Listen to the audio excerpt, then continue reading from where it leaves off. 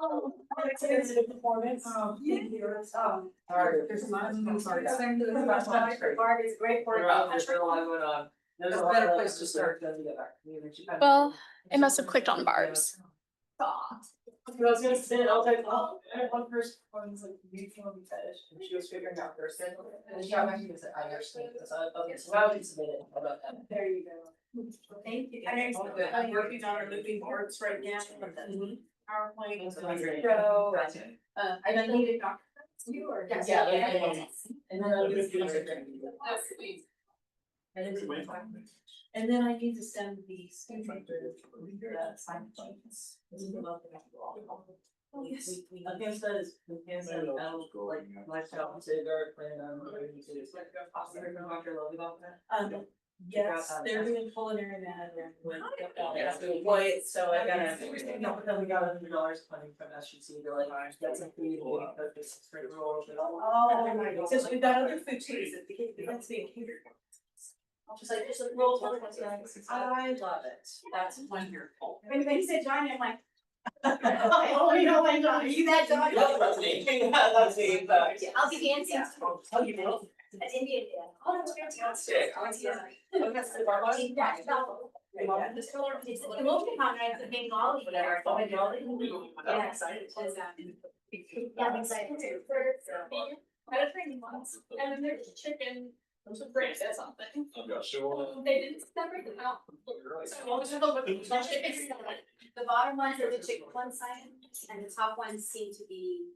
Okay, sounds good, thank you. It's got white ranch, it's not vegetarian. Okay, got it. Yeah, and it came up with it. Unless it's not. It's okay to keep burgers. I come to, I have a Sunday month, something's a session, so. I'll try. I'll see. Or she goes to Google, that's what I. So they're, sorry, are they the same time? Sometimes it does fall. They're just tomorrow. Do you think you're ready now? Oh, sure. Should I do a quick intro? Yeah, sure. Yeah. I'm not so sure. I'm gonna record Alexis. We should be recording. It's already, Yes. I remember last time I had to sneak in. All right. Hello, everybody. Can you hear me? Great. I'm glad everyone here can hear me. Can everyone online hear me too? Yes. Thumbs up. All right. Thanks, Alia. All right. Well, we are super excited. Today is our final session for our, but okay, first, before we start, we have a new name. So we are not climate change and health anymore because the term climate change has some political impact to it, and we didn't want to risk any changes to our organization in the future. So we thought we would have a new name. Anybody want to, how about our student co-leaders can talk about, one of you want to come up, or all three of you, about what our new name is and what it stands for? So there, as they come up, we wanted to thank you for giving us ideas. This is all the ideas came from all of you, our members, to think of new names and acronyms. Come on up, come on up, come on up. So I'll have them take the stage here. Yeah, so we were trying to look for a name that would keep with our idea of something, focused on both health and, the environment and sustainability and everything, and also kind of stay away from terms that are a little bit politicized right now. And so we had lots of really great ideas from all of you, and some of them were very fun. We decided to go with one that was an acronym. So our new name is E.A.R.T.H, and that stands for Environmental Advocacy for Resilient, Thriving Health. So E.A.R.T.H, which should be fun and easy to remember. Yay, thank you. Awesome, awesome. So from here, moving forward, our events will be from the Earth group instead of the climate change and health group. So we're hoping we'll be kind of under the radar when it comes to just polarizing terms that might put us at risk later. So I'm glad we could do that. This is our final meeting for the academic year. we have talked about whether we want any meetings at all during the summer, but we haven't come to a conclusion. So you are all on a listserv, and then by signing in today, I'll add you to the listserv for those of you that are here for the first time, so that we'll keep you updated if we have, or even any community events that come up over the summer that are related to what we're doing here as part of the E.A.R.T.H group. If you have any events that you're hosting through your organization, please let us know, and we'll share it with our website and also with our listserv that we have to support all your efforts too. Well, you may or may not know, but every October we have a sustainability fair. And during the sustainability fair, we give out 3 grants, 3 pilot awards to awesome ideas that have to do with sustainability.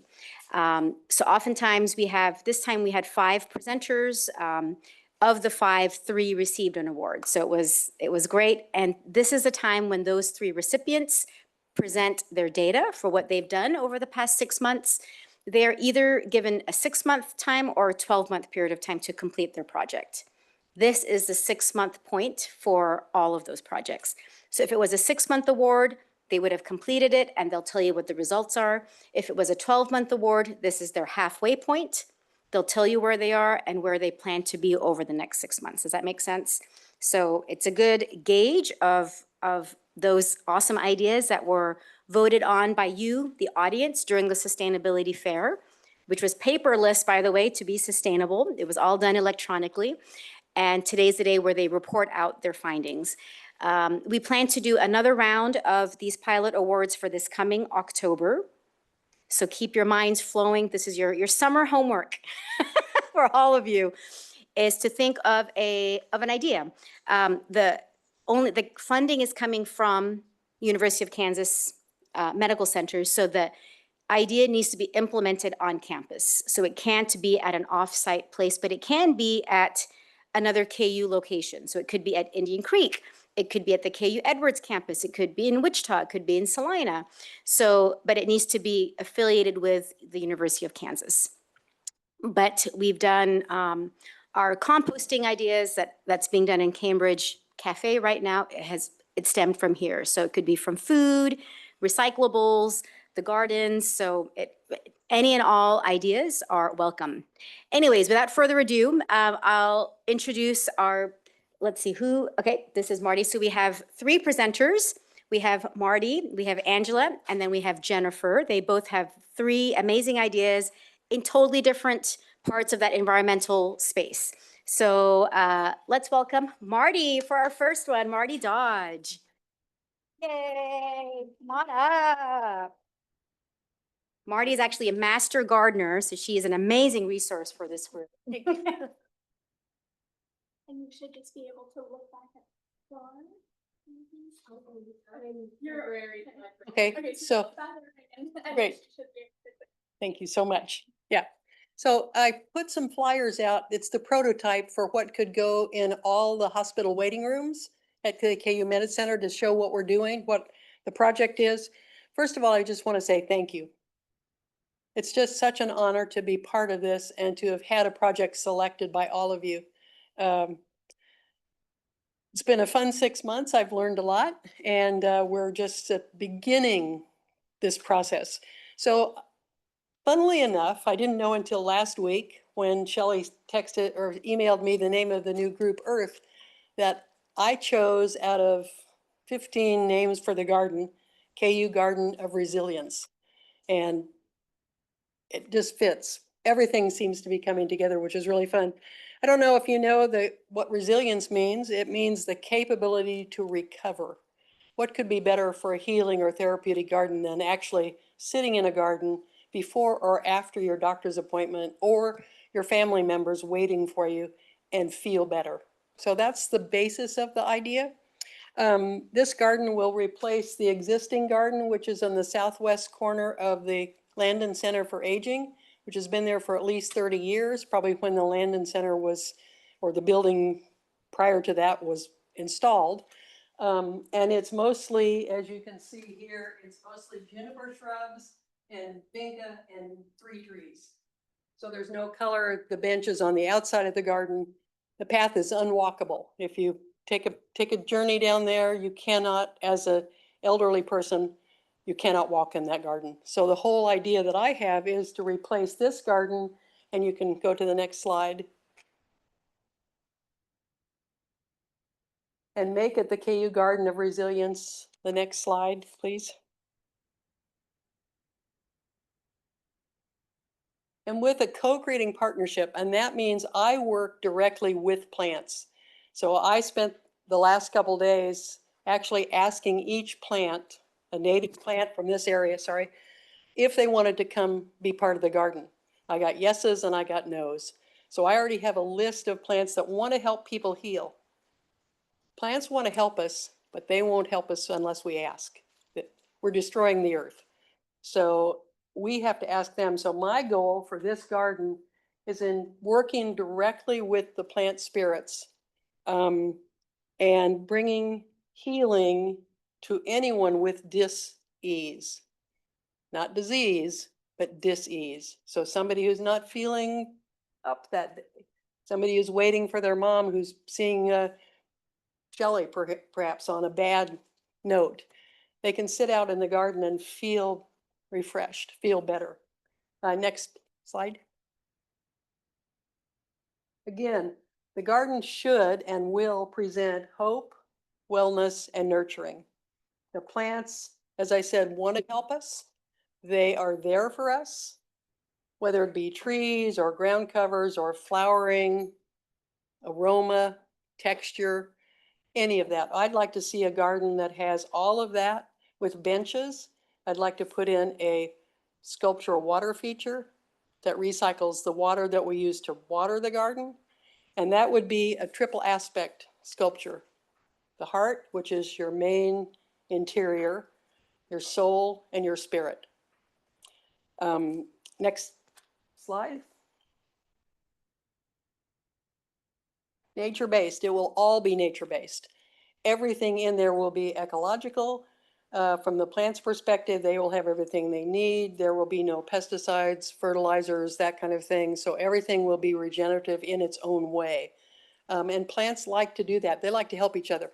I don't know if you know about microbial roots, but trees feed each other and protect each other under the ground. It's a whole system.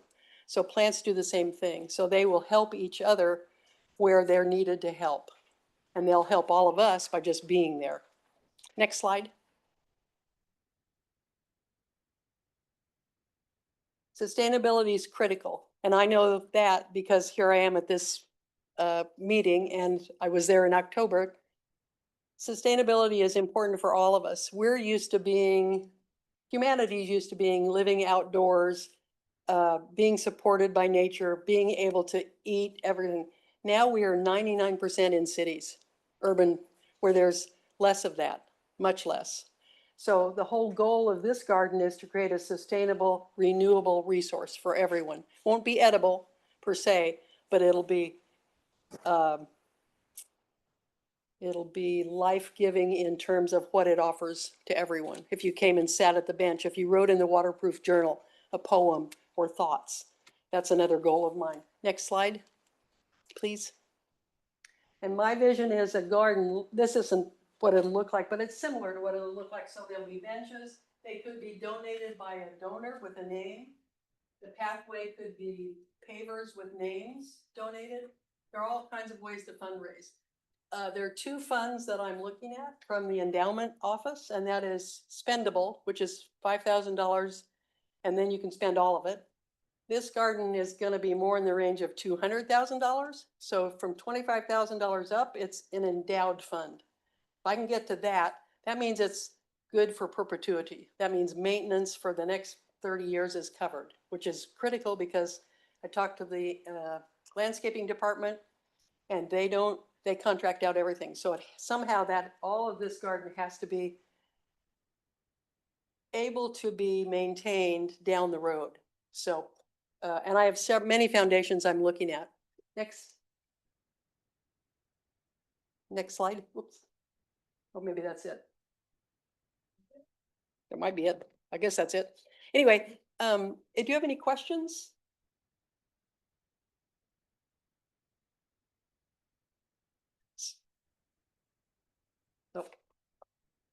Well, thank you. This is a wonderful project. I hope you'll all come and be part of it in one way or another.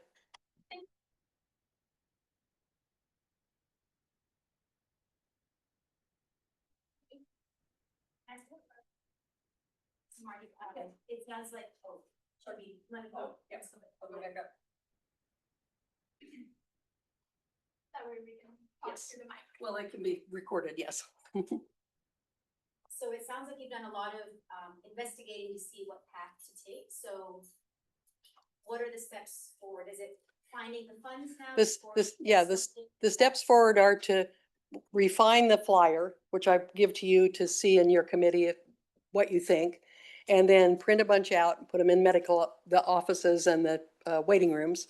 And then talking to the endowment office, I have foundations that I want to look at, but you can't pick a foundation that's already giving big money to the hospital because that's already set. So I have to go through them, which is great because they can help me a lot. And then several of the foundations are in January. So their funding date is already done. So I'm looking for now funding dates that are between now and October. And then hopefully this summer we can start pulling out the plants and getting everything ready if we can't even plant. So does that answer your question? It's a slow process because funding, which I didn't realize, for gardens and community gardens and healing gardens, pollinator gardens, most of them end in January. And so by the time I got to researching, most of the grants had already been given out, excuse me. So then how can we as a group help you? Well, on the flyer, it gives a list of things that I will need. Sorry? You all get time? Thank you very much. Volunteering time in the garden, which means, and I'm sorry, I only printed 10.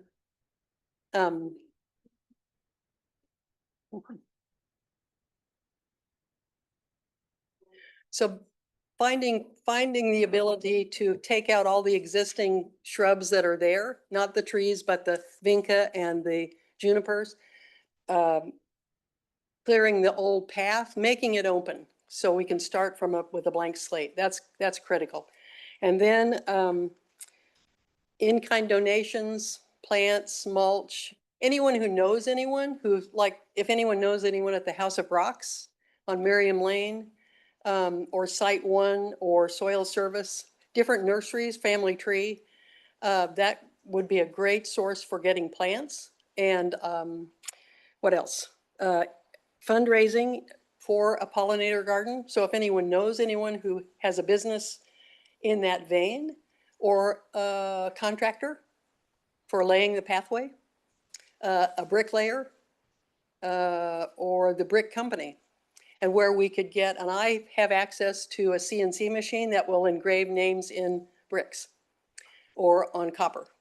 So we have that access and I can use that anytime. So resource materials. And the other thing I wanted to ask, Shelley, you may know the answer to this. I may have to ask the Endowment Society. Down at the bottom under the hand, it says contact information. I don't know who, is that me? Is it the endowment? I need to figure that out. So if anybody has any suggestions about that or ideas, that would be great to know. Yes.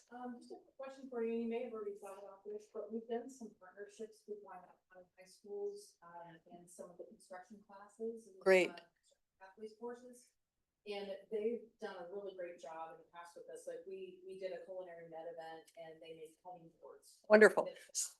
And I think, wondered if that possibility of maybe partnering with them on, because I mean, there's a whole lot of different things when we look at it from a client base. Yeah. Like that give the students an opportunity to really be able to learn and then also be able to have that great partnership with a med. Yeah, yeah. If you are interested in that, and I'm not sure who. Yeah, I put educational classes down, and that's what I meant by that, is partnering with schools, Metropolitan Community College or Wyandotte or anyone is interested in being part of this project. I think that'd be fabulous. I want to make it as inclusive as possible. Then, This would be an opportunity for them to actually build. yeah, no, So, yeah, exactly. like, not only the education for the space. Yeah. But for them to provide. Right. To me, that's part of education, is that if they have a project for the semester, it could be building 5 benches Right. or And 2 then benches. always in the pathways program, they are always looking for partnership and opportunities. So should I talk to you about? Great, I've worked with before many. Great. okay, Barb, okay. Anybody else have any ideas? That's wonderful. This might be a good opportunity to collaborate with local FFAs, so similar with the Yeah. high school, like shop class. Yeah. Specifically, the FFAs might be beneficial to helping plant the flowers. Right. Or, you know, that Yeah. kind of stuff. And somebody suggested, which is why I put down gardening time, that a lot of patients are retirees that have expertise and need a project. And could say, that's why I want to put it in the waiting rooms of all the doctor's offices, so that they can say, oh, I would love to do that. I'm feeling like I don't have anything to do. So that's a great idea. Yeah. Any other ideas? Yes. I think it'd be great to have a QR code. Oh, thank you. That's a great idea. Yep. Maybe that has a, Or maybe have a special website. I think based on this. right, Yeah. Yeah, exactly. Exactly. tasks, even money, like where we are as far as fundraising. Yeah. Yeah. So details as we go along. That's a great idea. Thank you, Shelley. I just don't want to have paper dissemination. Right. That's not sustainable, but you can do it electronically. Yeah, right. It's gonna reach more. And we could have Zoom meetings Absolutely. for, as things go along, updates. Yes. One more thought. Uh-huh. Another great opportunity for us to bring together that group. They gave a presentation out of the Edwards campus, a food is medicine presentation. Mhm. And I know that there are several contacts within that group, and I know that there are several different departments. Wonderful. Yeah. Fabulous. So Exactly. Yeah. all of that. I Yeah. think that they would. This is great. Anything like that you can add. What I'll try to do in the next 2 weeks is get a website set up and then let you all know that what the website address is, and you can get on, and you can always email me. I should put it down. My email address, if you want to write it down. Oh, here.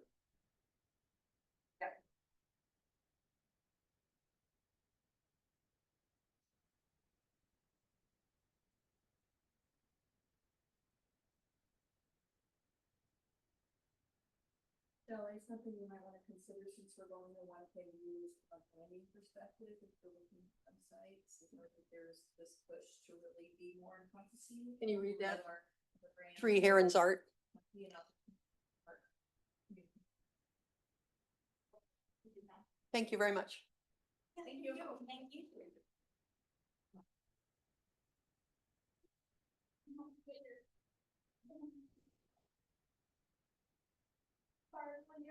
you stop sharing screen to I did. share on I did.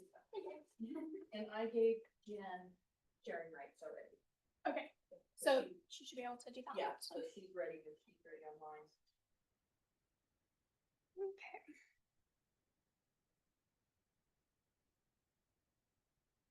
You all have the ENT? Is that right? Okay, just want to make sure.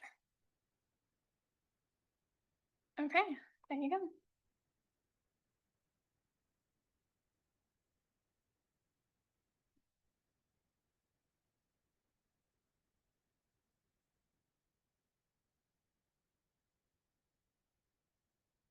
Hey, hello, my name is Angela Kaczorowski-Worthley. And I'm Cole Bird. We're the medical students with the SALT-ENT project, and we are here to give a 6-month update on our progress. So to remind you that who weren't there at the last meeting, what our goals were, due to climate change, we have experienced a distinct increase in severe weather events, which has affected us with saline shortages almost continually since actually 2013, specifically since 2018 when Puerto Rico was hit. But since then, especially with the COVID-19 pandemic, we've had near continual saline shortages.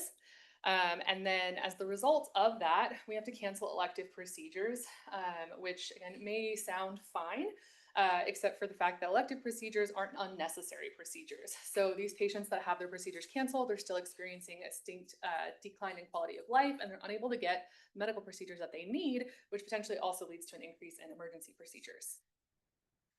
So, oh, maybe I can hold off on that. So when we thought about this problem, and we attend these research meetings in the Department of ENT, really trying to get a sense of, okay, how could we help this? And then in the sake of sustainability, how can we help this not become a problem anymore, not just put a Band-Aid on it? And so when we were thinking about this, it's like, okay, well, America gets most of their saline originally from Florida, but after some hurricanes, now we're shipping it from Brazil. That seems like a lot of costs. Is it something that we can't get closer or even locally? And so with that lens, we decided to figure out, okay, let's get granular with exactly where it's coming from, and then start spitballing. How could we change this? How could we make this ourselves, perhaps? And that's where this whole project is rooted in. Is there a way that we can acquire or make ourselves non-sterile saline to minimize the burden of the global infrastructure and maximize our local infrastructure, really get the best bang for our buck, so to say? So that's where this economic model at looking at saline, compounding saline really came about. So we started looking at transportation costs from Brazil or from Florida. And when we weigh that against sourcing locally, you can imagine the costs are astronomically different. And so now we just want to talk a bit more about what our model comparing globally sourced saline and locally compounding saline, what that's really telling us about the long-term benefits of this approach. So our initial plan and what we're continuing to do now was to consult national healthcare economic experts for us to develop again a long-term solution to this problem. As part of that, there's this meeting of sustainability and worrying about the environment, as well as worrying about patient safety, as well as, again, the hard economic meeting there, where we need to be able to convince the university that this isn't just a fun project that a couple of medical students are thinking about, that this is something that could distinctly benefit the university on an economic level, as well as being able to adamantly say that this helps our patients, it helps our providers, and it helps everything overall. And again, with that, with our healthcare economic experts, we are looking into the longevity of our solution. And with that, as part of those equations that we're working with them on, that incorporates carbon footprint, it incorporates costs for the health system when they have to cancel these elective procedures, and a bunch of other exciting variables that we are actively in discussions about. So with that, when we're making those equations, we get to look at the long-term partnerships that we can develop within the community. And that helps bring manufacturing to us. It brings, again, a level of control to this local area, and helps us establish our community partners. Absolutely. And really the goal with this sustainability award was to get the knowledge, get the vernacular needed in order to convey how urgent this is to policy changers, to people who might invest in us so that we can implore like these comparative trials. And so in doing that, I think this image really is what we will take to the people who are in charge. And Angela, do you want to break us down really what the take-home message is here? Yeah. I think you can see, hopefully from the left-hand side of the screen here, this is a carbon footprint comparison between our current practices of importing saline and what it could look like if we were to just make the saline here. And so it's funny because it's obvious, as again, even looking at this, when you don't have to worry about ocean freight and land freight, and in some cases, even though I didn't put it here, air freight, the carbon footprints are dramatically different. Also, when you look at manufacturing costs, again, those decrease when we're talking about manufacturing non-sterile saline. For many of these procedures specifically, we're interested in ENT, we're looking at ENT procedures. It does not need to be fully sterile. Those are manufacturing costs you don't actually need. we're not talking about dirty water here. We're talking about this is still clean water, clean saline, but it doesn't need to be manufactured to the same extent as sterile saline does. So this is our, again, the obvious comparison there. When we looked at just ENT, 500 patients are potentially impacted when we start canceling elective procedures, specifically those looking at sinus procedures. So again, these are procedures that affect patients' abilities to sleep, to breathe, to work, to just exist. Especially as we see in Kansas, especially right now. Again, we have pollen, we have a lot of these things. These are significant sources of morbidity for patients. Yeah. And so when we were crunching these numbers, we can see that when we manufacture locally, we're looking at a greater than 50% reduction in carbon emissions, as well as when we start looking at, again, the hard numbers like revenue, it's about 10 grand per elective procedure canceled per procedure. And so that is all revenue that the university is potentially losing while also having a bigger carbon footprint. So kind of a lose-lose there. And so for us, there's a 2-ingredient solution, which is clean water and sodium. So that's what I got. Yeah. And so before we get to these big takeaways, I just want to walk you through what we think this might look like. And so if you've ever purchased or seen a neti pot, which is just a small little tea kettle looking plastic container, and you sprinkle this salt packet in it, and what that does is that buffers the water to make it healthier for the mucosal tissue that it's going to pass through, and then the water's fine to use, and you pour it through. That's what we're basically going to be doing. We're in the OR or in the clinic, we're going to get a container of distilled water or something of that nature and have these packets that we're able to mix in and create non-sterile saline to use. We're also looking at maybe collaborating with some local compounding pharmacies and maybe boosting our local economic infrastructure to source the water and the saline packets or the buffered salt packets for us to use. So again, boosting the Kansas City economy while also minimizing the transportation costs and things like that. And so the big takeaways, with all the volatility of the global market, our hope is to leverage the local infrastructure to benefit KU, to benefit the patients, while also minimizing all of this carbon footprint, the costs that we believe are unnecessary for a portion of patients. We believe that this, as our numbers have shown, could save millions annually for the hospital. And a big takeaway that I think kind of goes underreported, at least in our world, is that we believe that this grant has given us the opportunity to learn the skills necessary to repeat this economic analysis for other things. Because we believe that this is not the only area that could use improvement. And so how can we apply this to other areas? We now have at least the skills to know what the next step should be. And that really takes it beyond a couple of medical students looking at their clinical work and saying, oh, maybe there's a gap here. And hopefully changes it into a larger project that's replicatable and has this long-lasting impact. Thank That's you. That's our contact. Any questions? I'll start. Yeah. So have any procedures been at risk of being canceled so far? Is this happening, or is this potential risk in the future? This is actively Yeah, happening. yeah, there are operations being canceled, like as we speak, and it was heightened after the last hurricane hit Florida, and the saline factory was it's still not up and running, and so again we're shipping things in from Brazil, and so one of our colleagues or one of the attending physicians started compounding her own saline regardless. She's like, I think this could be done, on a larger scale. So we are trying to circumvent it with this model currently, but yeah, procedures are being canceled. And that's just from what we've seen within ENT. Yeah. That's the ENT, obviously we do have some elective procedures, but that, again, is applicable across multiple specialties. Yes. So this is a silly question, probably. No question's a silly question. When you're dealing with insurance, I know it's a whole different deal, but a lot of places, like I know my dermatologist, if I'm a no-show or I cancel, I still get charged. Is that, and I hate to put that back on the patient because I know some things happen, but is there any thought about that just from the financial perspective?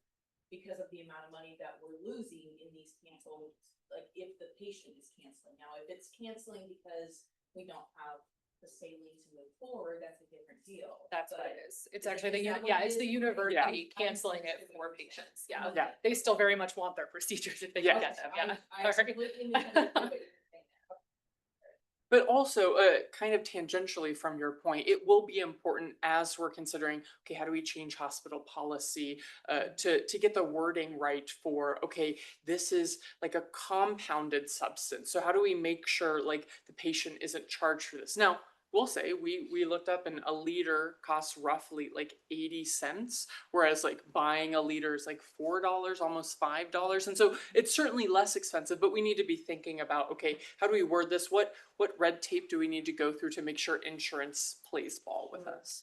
Let me even, I mean, my wheels get turning thinking, if you're on the cutting edge of something that we know is not available, I mean, couldn't KU even be instrumental in being a hub Yeah. to provide that for other hospitals and organizations?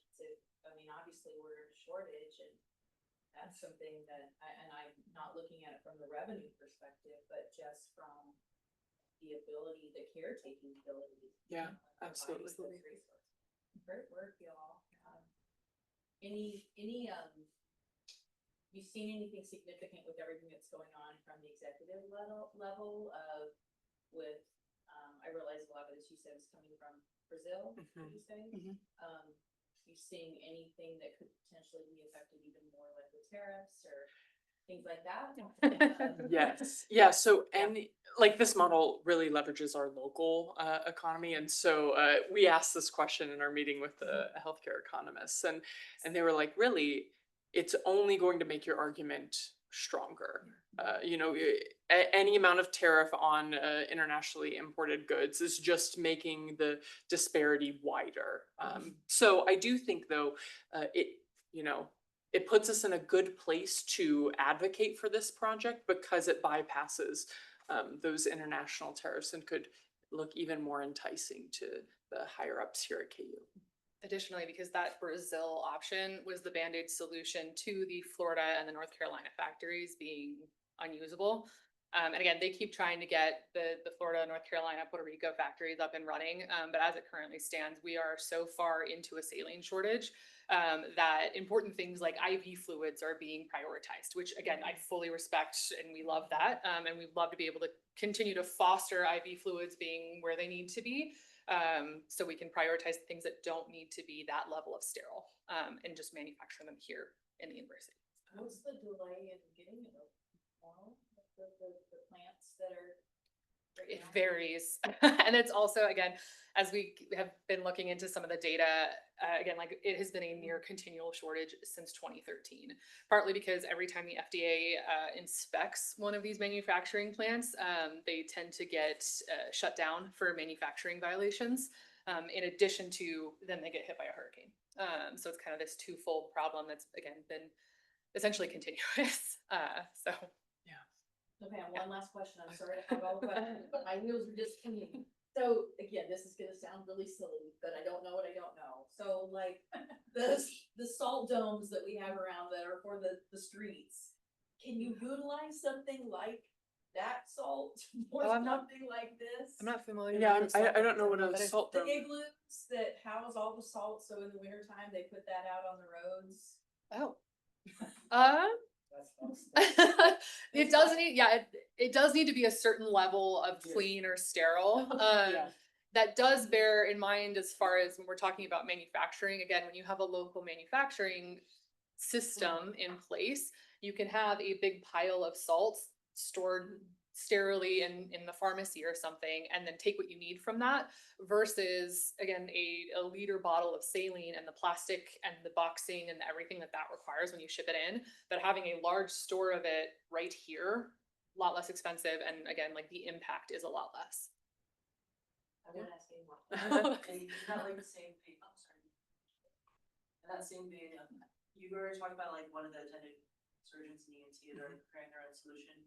Is there any effort for maybe, we have so many labs here and so many like labs that help run the services we do. Is there any lab that'd be open to taking on that task of just mass producing Yeah. saline, so it could be done in a standardized laboratory condition where it's. I guess like a local manufacturer for like the full-blown sterile, like to replace like Bauer or, Like the non-sterile for Okay. the specific, just to like address and cover that for now, since surgeries are being actively canceled, so that'd be a short-term solution to have.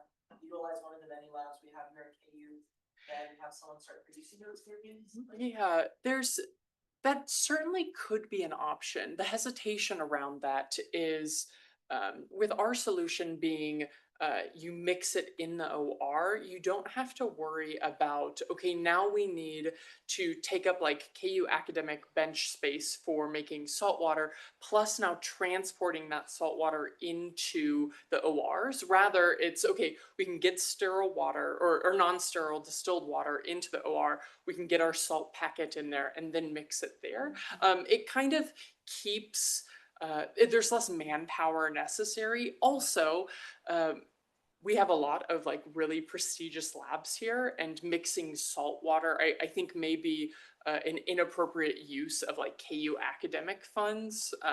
Like I want our PhDs doing like PhD work rather than making salt water. Especially because our goal is to have like, you need a liter, you rip open, 2 of these packets and mix it yourself. And it should take seconds. And so that's currently our approach, but with the compounding pharmacies, and there may be ways that we change or alter this depending on, the feedback we get from the hospital. that actually brings up one of the important problems that saline has in manufacturing, is because it's salt water. Like, it's not very attractive to a large pharmaceutical company to manufacture it because it's cheap, and it's heavy, and So there's a lot of heavy. volume. And then you again have to pay to store it sterilely in very specific conditions, to verify the sterility. Because again, if we're talking about IV fluids, I really want to know that that's sterile. If it's gonna go into my vein. It's just, from our perspective and from what we've seen in the literature as well, when you're irrigating a sinus or a dirty wound in the ER, that you don't need quite that level. Yeah. But it doesn't take a lot of money to ask a pharmaceutical company to do that. Yeah, and right now, like when you go and buy like saline from Medline, it's all about the same quality. And so leveraging this, okay, we don't need IV quality saline in this case, means that we can take away some of the burden of the manufacturers. Yeah, make more IV saline. Let's get the people who need that with your factory, and then we'll take on, just take a little off their plate. Yes. Porter Hills, Jennifer, but, have you met with the hospital yet about a plan? And if not, I can help you do that because I'm meeting with them already about environmental sustainable stuff. So we can have this as a project. So email me, or I can email you guys about moving forward with it from on a hospital. Yeah, That's we would love that connection. That's been many things in research. This has taken longer than I thought it was going to, because of the time it has taken us to get meetings with these healthcare economics experts, and get that preparation. So we have not met with the university yet, but that is the end goal, like the entire goal. Yeah. Yes, yeah. 2 different entities. Oh, that's Yeah, true. yeah. Yes, yeah. Despite, I know every time I got lulled in with the one KU, and I'm wrong every time. Right, it is 1 KU, but 2 It's- different. Yeah, I've been wrong multiple times. Yeah. I got real excited for a second. We had one more question in the back. I was wondering, obviously it wants to put a plan, but after we did at KU hospital, do you plan on communicating with other hospitals to really make that impact with the manufacturing? Yeah, wholeheartedly, yes. That's been one of the things, again, as we've been diving into the literature and looking around, something that came out, oh man, I think it was in either maybe like 2018 when the not the first, but when the hurricane hit Puerto Rico, the Academy of Emergency Medicine Physicians actually came out with a statement advocating for the use of tap water when irrigating dirty wounds.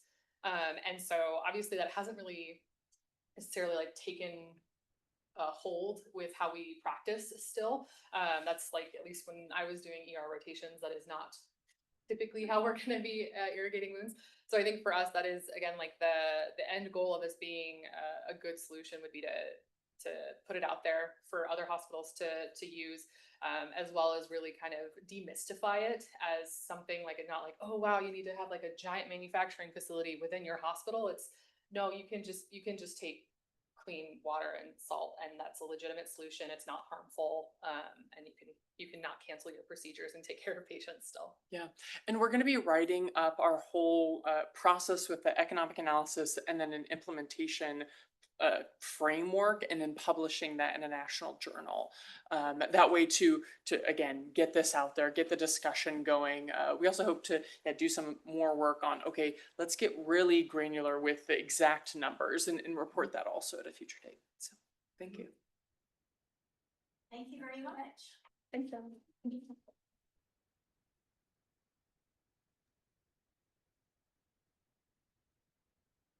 Okay, I will stop sharing the screen on here so that Jennifer, you can start sharing. Okay. Maybe.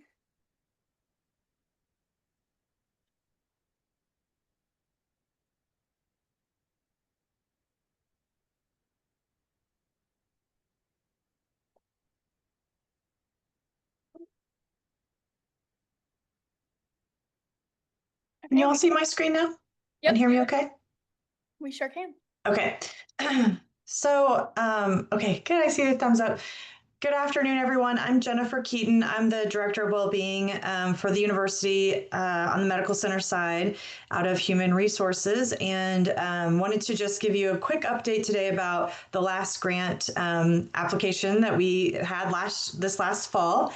And we had put forth a proposal to get some support for our campus health trails, which is an initiative out of our Wellbeing Task Force. So I just wanted to give you a couple updates about a kind of a refresh on what the project is, and give you just a quick update, because we are one of those 12-month programs, and so we our progress has been a little bit slow so far, but we're getting there. So just as a quick background, if you're not familiar, the campus has had an indoor walking trail route for over 20 years, maybe 25 years. The Department of Physical Therapy and Rehab Sciences organized it many years ago. You've probably seen the little Jayhawk yellow signs, which I have a picture of on the next screen. And it kind of goes this indoor route throughout campus. It's about a half-mile route. And what the group would like to do as part of the Wellbeing Task Force to kind of promote overall health and well-being through movement and exercise and collegiality is to really get some more use out of that indoor trail, and then work to expand to have some other trails on campus as well. So we're starting with the indoor route. It is, as I said, currently a half-mile, but we're extending it to a full mile. So what we're really adding is this extension that goes across the HEB bridge and around the HEB itself. We're also adding kind of another option to cross the bridge that goes over to Dykes Library. So we're kind of, toying with these different little extensions that could be tacked onto this. But one of the problems with the current route is it's on the ground floor, which when you get over to or Major by the bookstore is not accessible. So there's only stairs there. In your mind's eye, you might be like, there's elevators over there, but if you're on the ground floor, you have to take stairs somehow to get to that next level. So we're trying to put it up to another level and then increase the distance by going over to the HEB. So to do that, we need to get some updated signage, and some of the signs that are existing, you might recognize them, but you probably don't recognize all of them because some of them are missing. So this project is going to help create some new signs for us. And these signs will be a little bit different because they won't be numbered. They will have a QR code, and it'll be able to give us a little bit more flexibility in providing instructions and also a little bit of background information, or if we have to do an alternative route for some reason. And then all of the signs can be the same. So as we continue to add other routes, like an outdoor route through Botanic Gardens, or we want to do kind of a gallery tour, a route that would go by all of the art installations that we have on campus, we can kind of use these same signs over and over. But because they're kind of custom and they have the QR code, they do cost us a little bit more than these old yellow Jayhawk signs. So that's what our grant is going toward. And we think that it'll cover, well, initially we thought it would cover probably 75 to 80% of the signs that we'll need. But we have since learned, you can kind of see on the status down there, that the signs are probably going to cost us a little bit more. So the good and the bad thing is this grant will help get us off the ground and get this new indoor route updated. And then will help kind of propel us into this next round where we can continue to update the signs and add more as we go along. So currently we have 8 signs along the Campus Health Walk Trail. We're anticipating we need about 17 for just the indoor trail, and then down the road we would need more for outdoors.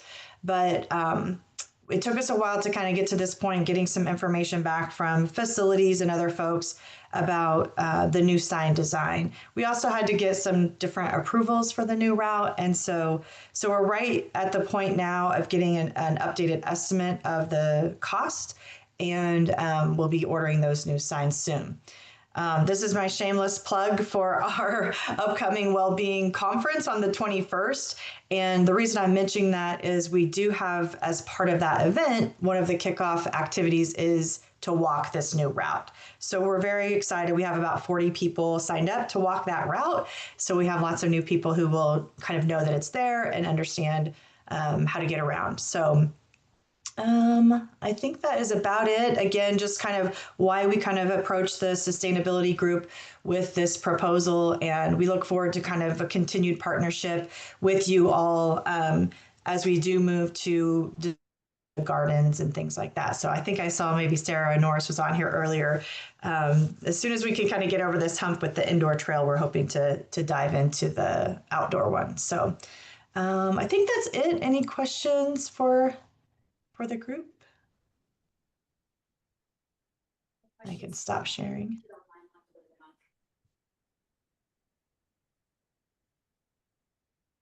I can also repeat questions if you have any.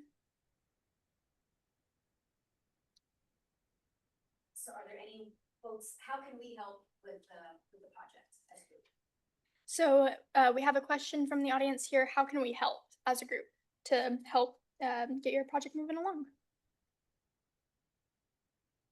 I really think that the biggest help will be once we have the new signs posted, installed, and then we kind of relaunch. We were really hoping to get this done by a couple of dates this spring that aligned with like a walk at work day or a walk to work day. And so when that time comes, it may end up having to be this fall. We would love to help with help with like the marketing and promotion of the trail, and even folks who want to be involved in that committee and just, have ideas about how we can get some, no pun intended, some mileage out of the trail and our future trails. So really just, love to hear the ideas and word of mouth for when we're ready to relaunch. You ever thought of like an introductory 5K or like doing like a walking 5K and help maybe raise a little money for, another project? Like you could utilize this as a fundraiser.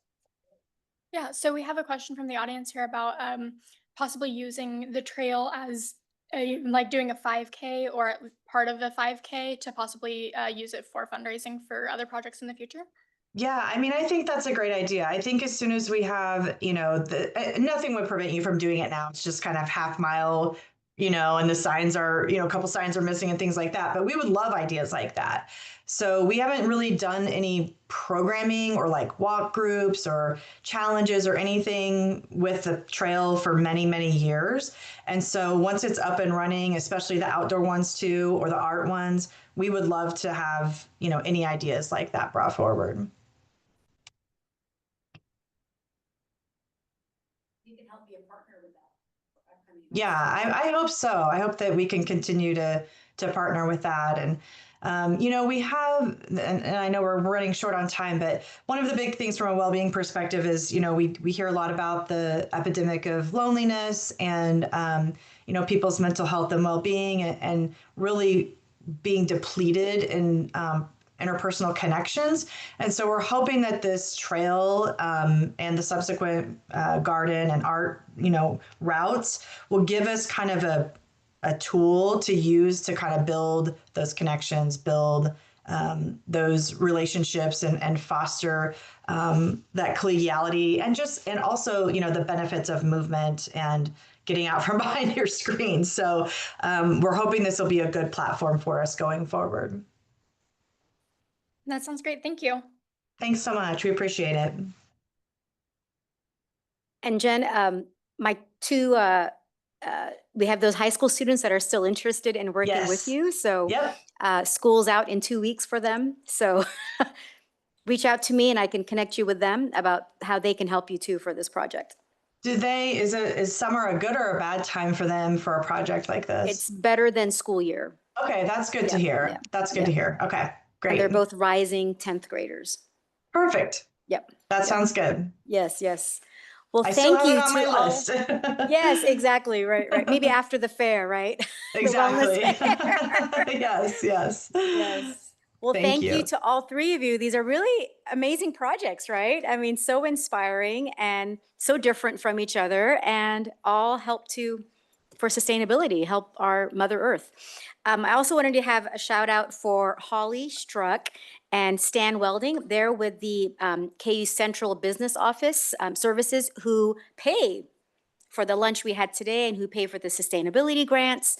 So yes, let's give a big round of applause for supporting this effort and what we're doing. And I think they're supporting us next year too. So we'll keep our efforts going. And if any of you have any fundraising efforts or ideas, or you hear of grants that are coming out, please let us know and we'll pass it on to interested parties and see how we can apply for those grants, because we also need to be sustainable as a group so that we can keep our efforts moving forward.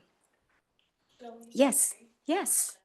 Summer, to be honest, but Kaufman offers a summer ProX internship program. Okay. They're always looking for departments for client-based projects as well. Oh. They pay the stipend to the students, and basically the students get assigned, there's a job fair, so you get to actually interview the students that you want to hire. Okay. I've been working with Institute for Community Engagement to get onboarding and all of that, and so everything's in place. So obviously wouldn't happen for this year, but maybe something to be thinking about as you progress in this. Ah. That could be a great opportunity to get students involved. Okay. And actually have them get paid.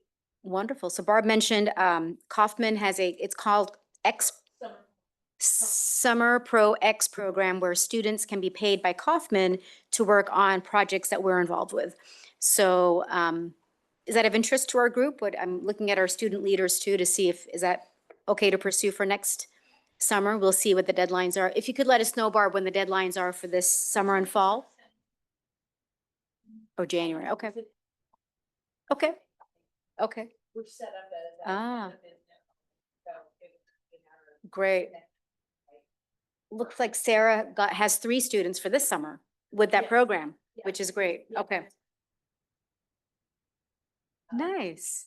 Oh, we'd love to be involved with that. Yeah, yeah, yeah. All right. Well, I know it's almost 1 o'clock. Thank you all for a fantastic year. Yay! And we'll be in touch for any summer programming, and please be in touch with us for any things that are in your neck of the woods. All right. Take care. Have a great summer. Thank you. Thanks, everybody. Thank you, everyone online. Please, sign the sign-in sheet, and anyone online, I have written down your names. So thank you for coming. Take care, everybody. Bye-bye.